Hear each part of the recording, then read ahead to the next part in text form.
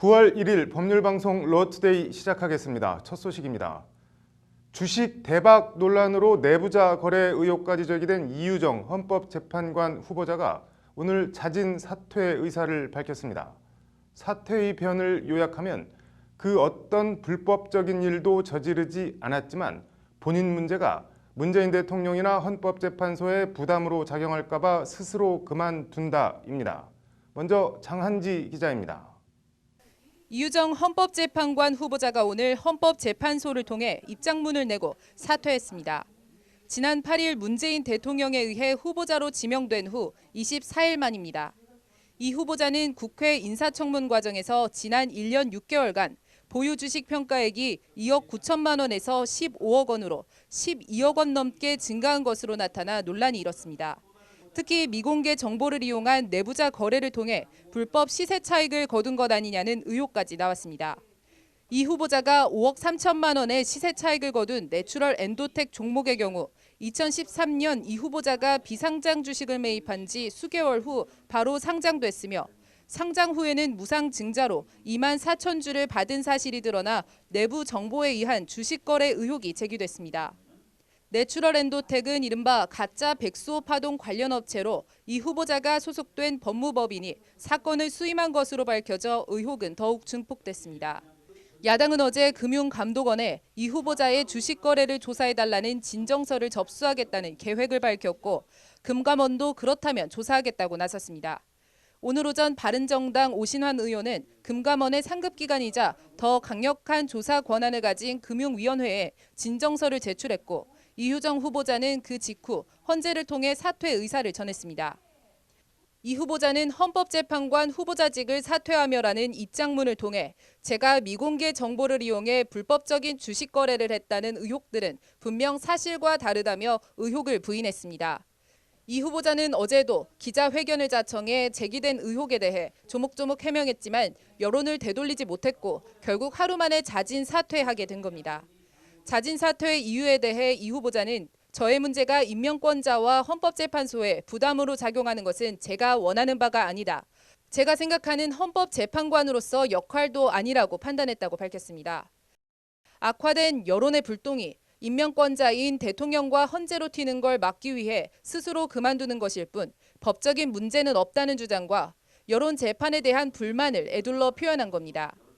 이 후보자는 그러면서도 그런 의혹과 논란마저도 공직 후보자로서의 높은 도덕성을 기대하는 국민의 눈높이에 맞지 않았다는 점은 부인하기 어렵다며 다시 한번 사과의 말씀을 드린다고 말했습니다. 이유정 후보자의 오늘 자진 사퇴로 헌법재판소는 온전한 구인 재판관 체제가 아닌 지난 2월 이후 7개월간 계속돼 온 8인 재판관 체제를 당분간 더 유지할 수밖에 없게 됐습니다. 법률방송 장한지입니다.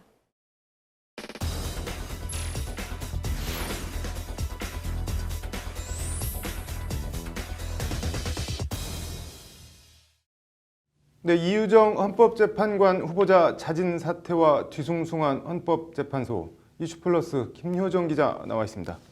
김 기자, 이유정 후보자 주식 투자가 논란이라고 하는데 뭐가 이렇게 논란이 되고 있는 건가요? 네, 일단 액수인데요. 네. 지난 1년 반 동안 보유하고 있는 주식 평가액이 무려 12억 원 넘게 늘었습니다. 네. 대다수 언론에서 지금 잘못 쓰고 있는 게 이 네. 늘어난 주식 보유 차액 12억 원을 시세 차익으로 혼동해 쓰고 있는데요. 네. 일단 시세 차익이 아닌 주식 보유 차액이 12억 원 늘어난 겁니다. 네, 뭐 많이 늘긴 늘어났는데 늘어난 것 자체를 문제 삼을 수는 없는 거 아닌가요? 뭐 이 과정에 무슨 문제가 있는 건가요? 네, 이유정 후보자는 어제 해명 자료를 통해서 네. 부장판사였던 남편이 지난해 3월 변호사로 개업한 뒤 네. 그 남편 급여를 저축하는 대신에 코스닥 주식에 투자했다. 네. 즉 남편 월급 등 전체 투자 금액이 늘어나서 주식 평가액이 늘어난 거지 늘어난 금액 전부가 주식으로 인한 차익은 아니다. 이렇게 밝혔습니다. 네.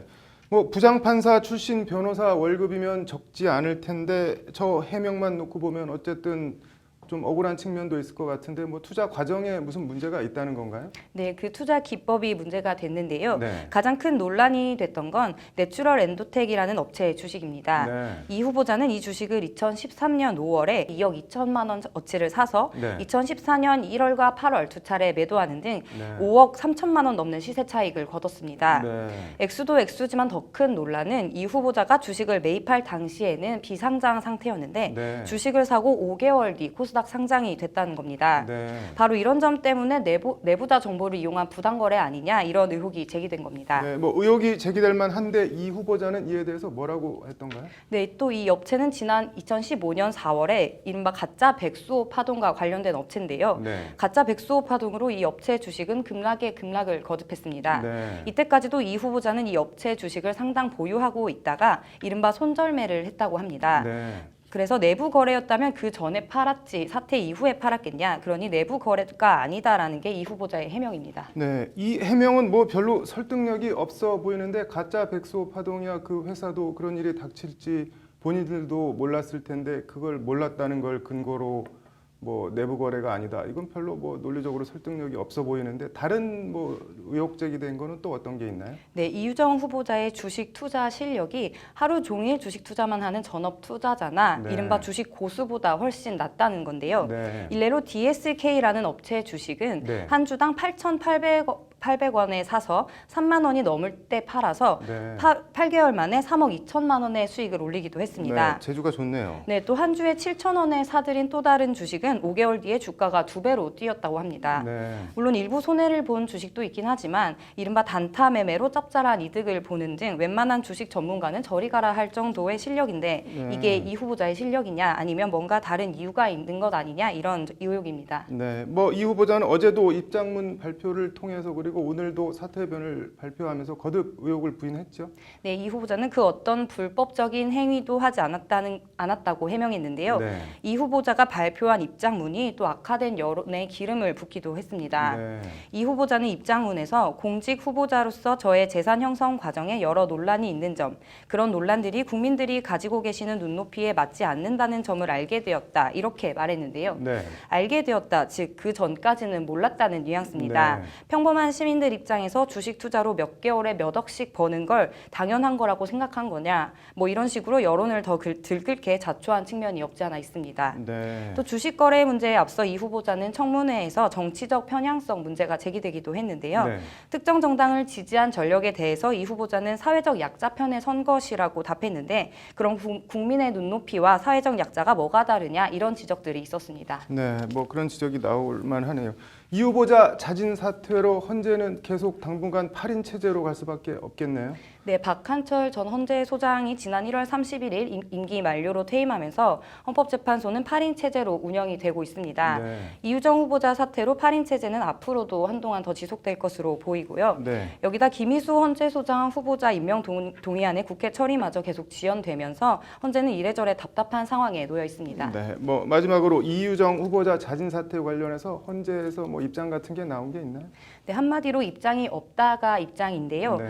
헌재 관계자는 저희 질문에 대해 임명권자의 권한이고 결정인데 우리가 이렇다 저렇다 할 수 있는 부분이 아니기 때문에 헌재 입장을 말씀드릴 수 있는 건 없다 이렇게 말했습니다. 네, 뭐 곤혹스럽겠네요. 9월 1일 오늘은 헌법재판소 창립 기념일인데 29번째 생일 참 뒤숭숭해 보이네요. 잘 들었습니다.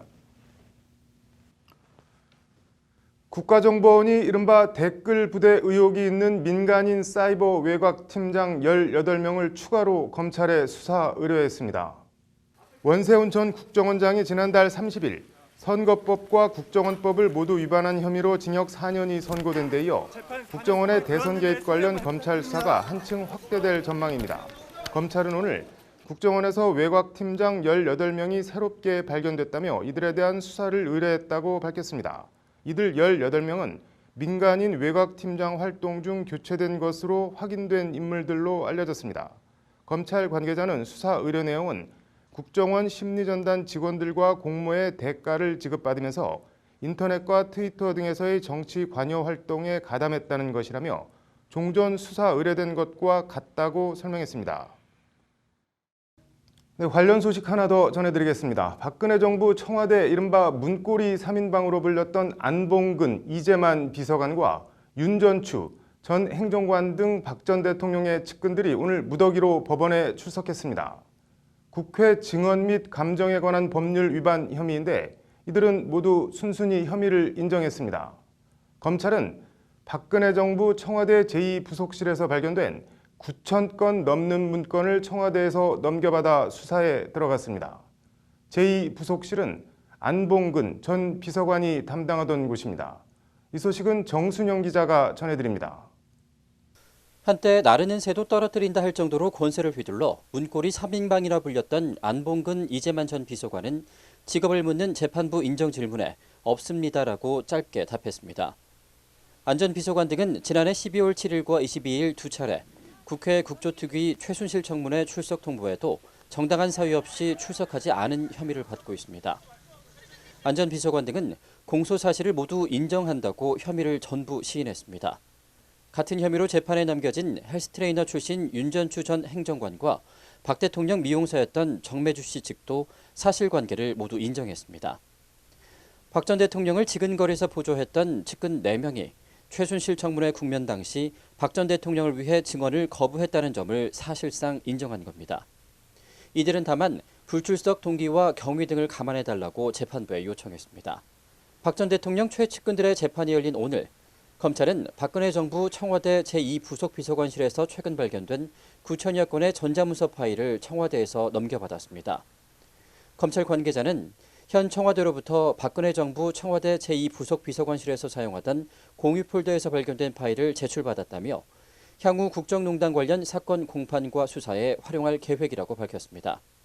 제2부속실은 문고리 3인방 가운데 한 명인 안봉근 전 비서관이 관할하던 조직입니다. 제2부속실은 원래 영부인을 담당하는 조직인데 박근혜 정부에선 비선실세 최순실 씨의 국정 개입 통로로 활용됐다는 의혹을 받고 있는 곳입니다. 청와대는 지난달 28일 발견된 제2부속실 문건에 대해 이른바 문화계 블랙리스트 등 국정농단 관련 내용도 포함됐다고 밝힌 바 있습니다. 이에 따라 국정농단 관련 국회 불출석 혐의 외에는 검찰 기소를 피해갔던 안봉근 전 비서관 등이 다시 수사 선상에 오를 것인지 검찰 안팎의 관심이 모아지고 있습니다. 법률방송 정순영입니다.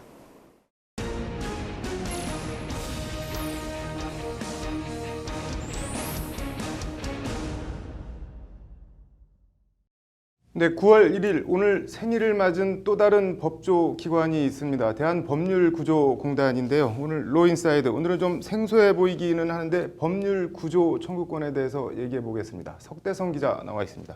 석 기자, 먼저 오늘 기념식 분위기부터 좀 전해주시죠. 어땠나요? 예, 오늘 서울 서초구 양재동 더케이 호텔에서 열린 오늘 이제 법률구조공단 30주년 기념식에는 네. 박상기 법무부 장관과 김소영 법원 행정처장, 미야자키 마코토 일본 사법지원센터 이사장 등 국내의 300여 명의 법조계 인사들이 참석해서 성황리에 진행됐습니다. 네.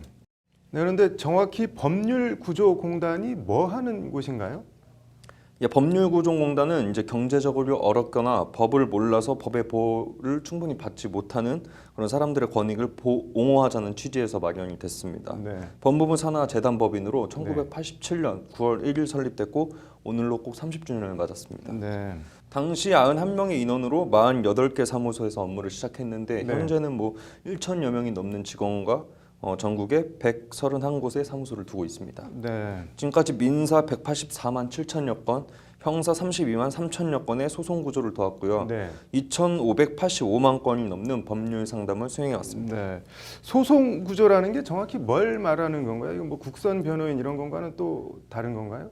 예, 그 국선 변호인은 재판 자체를 도와주는 이제 말 그대로 재판에서 변호를 해주는 것을 말하고요. 네. 소송 구조는 개념이 좀 다릅니다. 네. 소송 구조는 재판 자체가 아니라 재판을 받게 하는데 도움을 주는 걸 말합니다. 네. 즉 소송 착수까지 이제 도움을 주는 걸 말을 하는데요. 네. 쉽게 말하면 이제 소송 절차와 관련한 법률 안내, 나아가서는 뭐 인지대 등 재판을 받는데 필요한 비용까지 지원을 해주는 과정을 소송 구조라고 말할 수 있습니다. 네, 뭐 관련해서 오늘 심포지엄이 열렸다고 하는데 어떤 내용인가요? 예, 대주제는 이제 법률 구조의 선진화였는데요. 네, 여기서 핵심 개념은 법률 구조 청구권입니다. 네, 법률구조 청구권은 또 뭔가요?